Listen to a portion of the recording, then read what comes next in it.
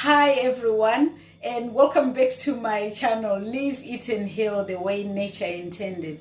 If you are new, my name is Daina and I am the author of the book Live, Eat and Heal the way nature intended. This book is available on Amazon as an ebook or as a paper book.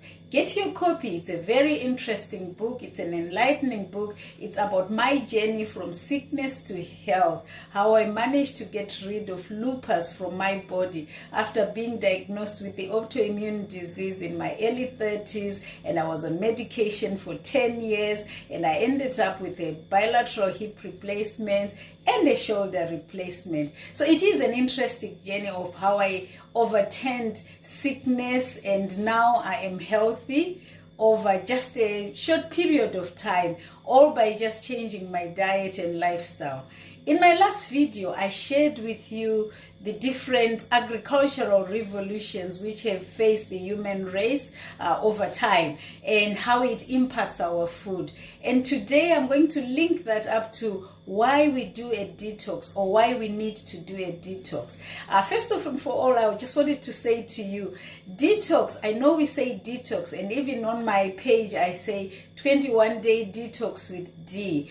Detox is something which we can't do, only the body can do, only our intelligent body can detox. But what we need to do is to create a conducive environment for our body to be able to detox. For example, metabolism. When you eat, say, a diet high in dense carbohydrates, insulin is released, which is an anabolic hormone, which means a building hormone, and that hormone starts building, and this is why people get obese. It does other things as well, and there's storage involved as well.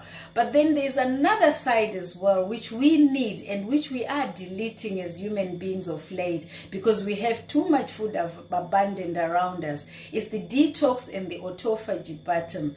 Detox and autophagy only happen when metabolism button is off.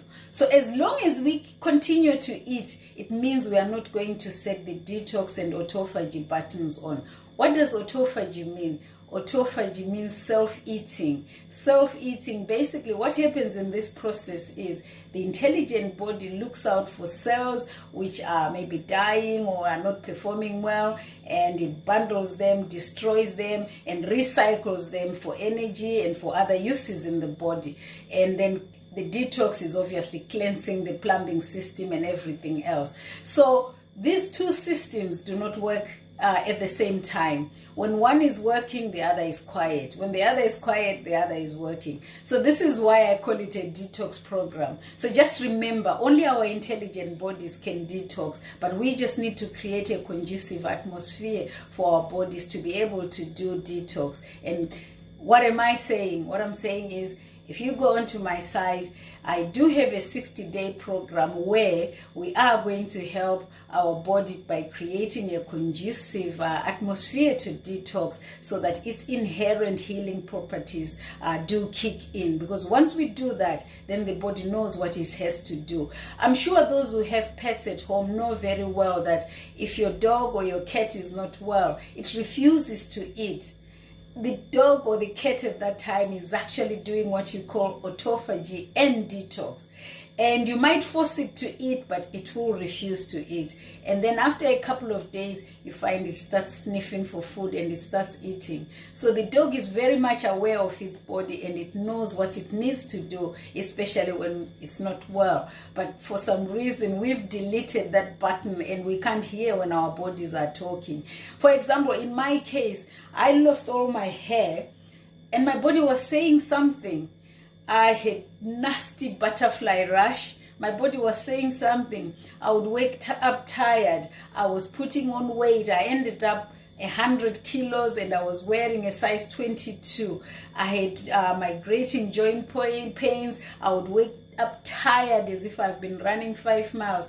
My body was talking to me, but did I ever listen to it? No, I did not. All I did was to silence it with medication. Anti-inflammatory means anti. So basically you're silencing it. The body say, hey, look, this is what we need you to do. But I kept saying, shh, shh, shh, shh, shh, shh, shh, shh. until obviously I lost 3 of my ball socket joints to osteonecrosis, which is bone death. So in my 60-day plan, I am trying to highlight the issues that make our body not to be able to detox. So what we do in this program is, for 21 days, we stop eating all processed foods, any food with additives, we just don't touch it. That's food with MSG, carrageenan, nitrites, sulfites, sodium benzoate, all the chemicals you can think of, we put those on hold. And what else do we put on hold? I mean, we stop eating those. Alcohol, we stop all that. And we put on hold 3 major food groups: your grains, your legumes, and your dairy. And if you want to know why, in my last video, I actually explained the history behind all these grains, the legumes, and the dairy, and why we need to be mindful, and why we have them on hold on this detox just for 21 days. And then we continue for 21 days. During that period, you find your body will respond. You might get worse before you get better. Some people wake up with mood swings, really tired, rumblings, bloating, flatulence, constipation, diarrhea, just skin eruptions, a variety of symptoms. And that's all based on your, obviously, how healthy you've been, how toxic your diet has been. That's what determines all that. And these symptoms usually come within day 3 to day 10, again depending on your state of health and how toxic your diet and lifestyle has been. As we get to day 15, things start getting better. Your body's clearing now. Why you get worse during the first 3 days is because when you withdraw all these problematic foods, your body loves to repair, to heal and repair. And it does what it does best. So it starts dumping all the things you've been eating, maybe all these years, back into the bloodstream so it can be excreted either through the kidneys, through the skin, everywhere. And it's when you actually then start feeling very unwell, it's because your bloodstream is inundated with everything that has been pushed through. And then obviously, once you get rid of all that, you start feeling better and the pain starts easing.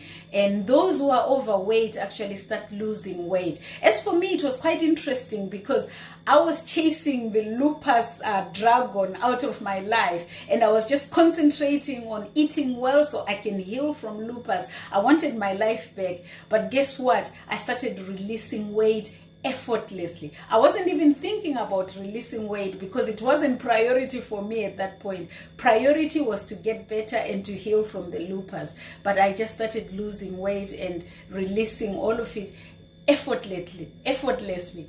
And what I learned there was there is a link: obesity, autoimmune disease, metabolic disease, all is linked to the food choices we make.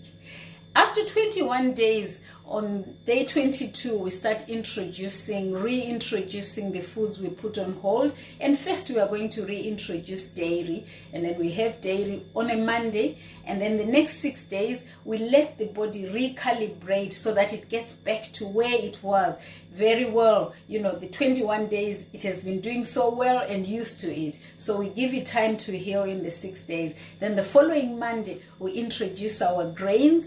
And we see what happens again. 6 days, we give the body time to heal. And then the last Monday, which is the 3rd Monday, we then reintroduce our legumes. So in that process, you will know, your body will speak to you which foods you should not be eating, which foods are problematic to you, which foods trigger a leaky gut, and then you end up with autoimmune disease and, you know, all those chronic illnesses. So it's your fingerprint. It is important to be listening to your body. So once we've done that, the last phase, which is 18 days, I call it the reset phase. And we are now resetting the body. And basically at this point, we concentrate on when do we eat instead of the why are we eating this. So it's from why and now it's to when. When is, I actually look back at how our ancestors used to live before all this technology came in. Sunset used to signal the end of all meals because there was no way our ancestors would be eating in the cave. There was no way they would wake up in the morning, go to the corner shop, get something, or go to the next hotel or restaurant or 24-hour mega supermarkets or the pantry or the fridge or the freezer. There was nothing like that. There was no luxury. They would come out of the cave and they would not see a ripe mango tree just in front of them. They had to walk miles on ends to, find fruits and vegetables, and hunting as well. So according to history, it is written that they didn't eat their first meal until about maybe lunchtime, what we call lunchtime now. So you can imagine from their last meal, they were actually going on for about 14, 16 hours without a meal. So this is what we introduce in the reset phase. It all depends with individuals. Some people, it's just best to skip breakfast alone or to eat breakfast a little bit later. We'll tweak around. I always support people individually when we get to this because we are different and we'll respond differently to things. The main aim of this reset is we want to get to a point where we are doing an intermittent fasting, where we are fasting for 16 hours and then we eat through we just eat through the 8-hour window, maybe have 2 meals there, and then we progress to maybe 20 hours. So you fast for 20 hours and then you eat for 4 hours, and so on until you get to 1 meal a day. Some people, this is a personal choice. Some people, if they've had progress in that 21-day detox, they'll say, do you know what? I'm happy and I'll stay like this. That's also fine. It's your fingerprint. Some people might not want to do the reset and fast and skip meals, but that's still all okay. You just do what resonates with you, and as long as you listen to your body. The most important thing is we are doing this not that we want to look all nice and sexy, when you go on holiday by the seaside. It is nice to look all beautiful wearing that bikini, but I think the most important thing is, how do you feel when you wake up in the morning? Do you wake up tired? Honestly, it's not a good thing. I've been there and I've done that, and I don't want to go back there. And the other thing again is, when you have eaten, are you struggling with tummy rumbling, flatulence, bloating, and then you have to take some medication to counter that? That is not life. We need to enjoy this food. And to be honest with you, when I did my recalibration, I have never had bloating, and how comfortable it is after eating food. You feel so good in your tummy. You feel so well in yourself. It's because your immune system is working well. Your gut is working well. You are giving it the right foods. You are nourishing your good bacteria with nice food, and it loves it, and everybody is happy. And apparently there's a gut-brain link. When your gut is happy, your brain is happy as well. Isn't that amazing? So that is about the 60-day plan, which starts off with the 21-day detox. So sign up to it. I have every detox program starting on the 1st of each month so that it's easy to count. People have 21 days where they withhold all the foods I've been telling you about, and then we go on to the recalibration phase, which is 21 days, and then lastly the reset phase. So yes, sign up for the Detox with D. There's more information just down below, and don't forget to subscribe so you can hear more about this detox program and what else is found in my book, Live, Eat and Heal. So I'll say to you, remember to eat well, to live healthy. Bye.